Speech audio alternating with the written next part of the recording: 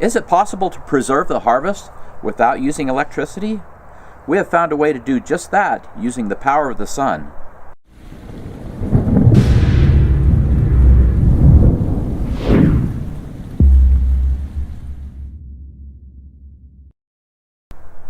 I'm Jonathan, the Provident Prepper. For years I've been excited about solar dehydrators, but I never found one that I wanted to build, at least until now. I came across Tom Bartel's design, and as an engineer, that got me excited. In this video, we will walk through that design and a few little tweaks that I made. I am confident that this will allow us to preserve our garden harvest and feed our family in spite of whatever may come. I love cool prepper tools, and this is a fun one. This is an infrared solar dehydrator, and we're going to show you how you can build one. So why infrared solar drying? Well, first, it doesn't use any energy except the free energy of the sun. Your food is not exposed to sunlight. Which is important because sunlight will degrade some of the more fragile vitamins in the food, such as vitamin C. And no electricity is needed. There's no moving parts except for the two hinges that allow you to get into this thing. The construction is pretty simple, and it does a great job of preserving your fruits and vegetables. We want to give design credit to Tom Bartel's. As part of his class that we are taking, he demonstrates his infrared solar dehydrator. His is 2x8, ours is 2x4. You can build it to whatever size meets your needs best. We will put a link to one of his videos in the description. So this was our prototype. This was the first of 5 that we're going to make. But I wanted to build one and work out the bugs and see what's going to work and what doesn't work before I build the other 4. So that's what we're doing here. The day I finished this, we took it out to start using it, and I got really discouraged because I was only getting temperatures around 90 degrees, and I just couldn't figure out what the problem was until I realized that we had a cold north wind blowing. That north wind was blowing right in the back of this and cooling everything down. To fix this, I put a couple of blocks on the back side and then put a piece of corner flashing, and that worked really well. It still allows the air to flow through the dehydrator and up and out, but it kept that cold north wind from blowing in. And suddenly, even with clouds, I was getting temperatures of 130 degrees, so it made a huge difference. The next thing I noticed is that the polycarbonate plastic was bowing up. Now, when I put that on there, it was flat, and I wouldn't have even guessed this, but the coefficient of expansion of polycarbonate is 5 times greater than steel. That totally boggled me when I looked that up, but this is what was happening here. I put the polycarbonate on in the shop, but when I brought it outside and it got hot, it bowed up like that. I'm still trying to figure out how I'm going to solve that, or if I'm going to solve that. It seems to work extremely well, even with the plastic bowing up like this. So that's something I'm still working on.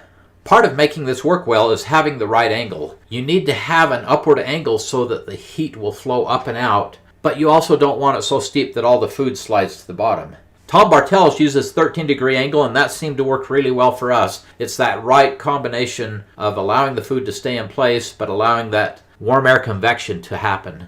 I made 3 separate compartments in this one, and in future ones we may alter that a little bit, but this seems to work fairly well. You can design yours however works best for you. Dried chives are one of the things that I really like to dehydrate for use during the winter time. However, the little chives were just too small and were falling through the stainless steel screen. So I solved this problem by repurposing a dehydrator tray from another dehydrator. And I lined it with baking paper, and you can see that as the chives have dried, they're really lightweight, and they've all kind of migrated a little bit to the bottom. And they were really easy to remove from the dehydrator because they were on this tray with that baking sheet. I would recommend doing something similar with anything that has really small pieces. It's just really important that that airflow still happens. So let's talk a little bit about how to construct this infrared dryer.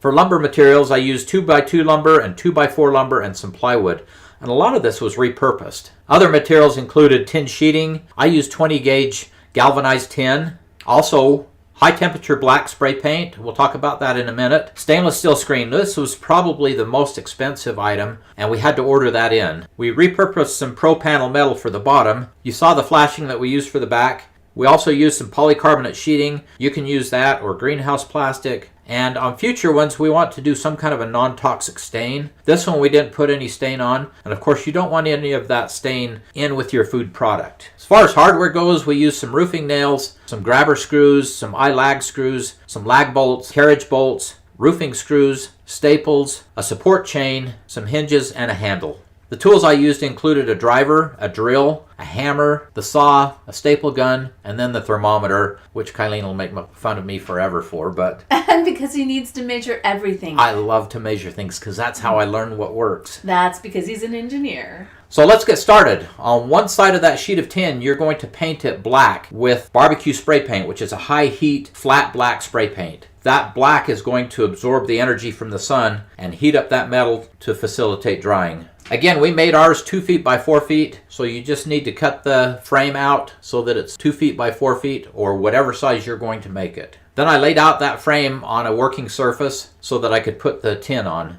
I attached the tin to the frame using roofing nails, and they seemed to work really well. I did pre-drill the holes so that the nails would go in a little bit more easily. I want to emphasize here that the exposed painted side goes towards the sun. You don't want that towards your food. And here's the bottom side that is exposed to the food, and you can see that's just the plain tin.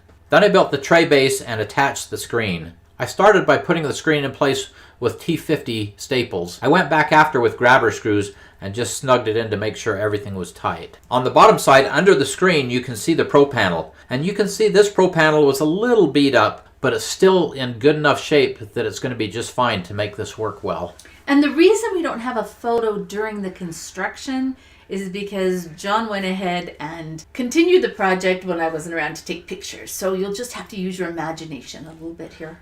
Here I'm putting on the hinges, which in this case are door hinges. They work extremely well. In this picture you can also see the Pro Panel underneath. The next step is to attach the polycarbonate, and again you can see the little bubbles because now it's out in the heat and that plastic has expanded a little bit. I used roofing screws to hold this down. Here you can see the mostly completed dehydrator. It's just missing the legs and the handle now. This was a repurposed handle that we put on here, but you could use whatever works best for you. Just wanted to point out a few things on Tom's design. He has a prop rod. I'm still working on how to do that or if I need that. He also has a wire to keep that lid from flopping all the way back. And you notice there at the bottom, in his design, he used 4x4 posts to hold this up with a cross brace. I modified that design because we get really high winds in our area sometimes. I put a very wide base on this so it won't blow over. For the lid catch, I just repurposed an old dog collar and a couple of eye screws, and it works really well. Here you can see it open with the chain in place. That holds it really well. You still need to be careful if you don't have the prop rod that a high wind doesn't come when you're working in there and blow that lid shut. The last step was to install this wind barrier. You notice in this photo, those blocks are right at hinge level. I ended up having to move those down because they were interfering with the lid being able to open. You don't have to put the thermometer probe on yours, but being the engineer that I am, I like measuring things, and this is really interesting for me to be able to see the temperature inside. I started out using Kylene's meat thermometer, which I promptly broke. And he replaced. And replaced. Now I'm using my other thermometer. Now I'm using Kylene's other thermometer, which is very convenient because it magnetically sticks right to that metal. So here's the finished product. We've been using this now for 2 or 3 weeks, and it's worked extremely well, even in the coolish spring weather. We invite you to look up the Provident Prepper, non-electric dehydrator, how to build an infrared solar dryer. You may also like these videos, emergency solar cooking, and prepare for a power outage. Check them out. Well, there you have it. Again, I want to say thanks to Tom Bartels for inspiring us with his design. This is what we will be using this year to preserve much of our harvest. And you can too. And now for the question of the day. What experience do you have preserving food without electricity? Comment below. And thanks for being part of the solution.